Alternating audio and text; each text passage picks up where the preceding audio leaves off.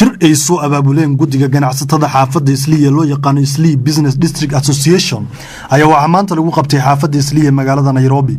shirkan oo marti sharaf ka ah wasiirka difaaca dalka Kenya Mudane Yusuf Haji ayaa waxaa sidoo kale weheliyay gudoomiyaha gobolka Nairobi Njoroge Ndirangu iyo taliyaha ciidanka booliska ee gobolka Nairobi Mr. Kibiyu iyadoo ganacsatada ku midoobay daladan ay qayb ka ahaayeen. shirkan ayaa waxaa looga hadlay sidii loo adkeyn lahaa amaanka xaafadda Islii marka la gaaro doorashada guud ee dalkan Kenya taasoo ku aadan 4 bisha 3 sanadan iyadoo goobtaas lagu soo bandhigay gabaari ee guddiga ganacsatada xaafadda Islii ay ugu deeqeen booliska dalkan Kenya gaar ahaan booliska degmada Kamukunji kuwaasoo loogu talagalay inay fududeeyaan howsha amaanka. dhanka kale xafiiska taliyaha booliska ee gobolka Nairobi ayaa waxa uu soo bandhigay ciidan boolis oo heer sare u tababaran. ciidankaas ayaa waxaa lagu wareejiyay gabaaridan ay ganacsatada soo bandhigeen iyagoona la socon doono dhaqdhaqaaqa xaafadan habeen iyo maalin. wasiirka gaashaandhigga ee dalkan Kenya Mudane Yusuf Haji ayaa waxaa lagu xasuustaa inuu yahay shakhsiga joojiyay raafkii ugu dambeeyay ee lagu hayay dadka Soomaaliyeed ee ku nool xaafadda Islii kadib qaraxyada isdaba joog ah oo saameeyay xaafadan. Mudane Yusuf Haji oo ka hadlay shirkan ayaa waxa uu ugu baaqay dadka Soomaalida inay isdajiyaan oo aan mar dambana la dhibaateynin.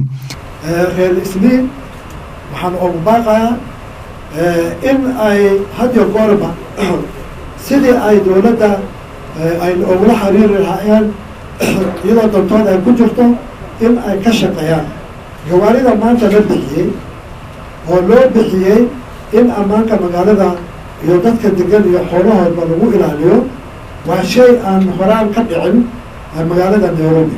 qaar ka mid ah ganacsatada xaafadda Islii oo goobta ka hadlay ayaa iyaguna ku dheeraaday muhiimadda shirkan uu leeyahay ummadda Soomaaliyeed. hadda waxaa soo dhow general electionkii xaafadda Islii odayaashii waa isu yimaadeen waxoogaa tashi baa la sameeyey wardada aan iska dhignaa la yidhi dhowr gaari ilaa 3 gaari laga yaabo 4 inay gaarto ayaa la diyaariyey oo xaafadda policing ku sameeya kormeera 24 saac.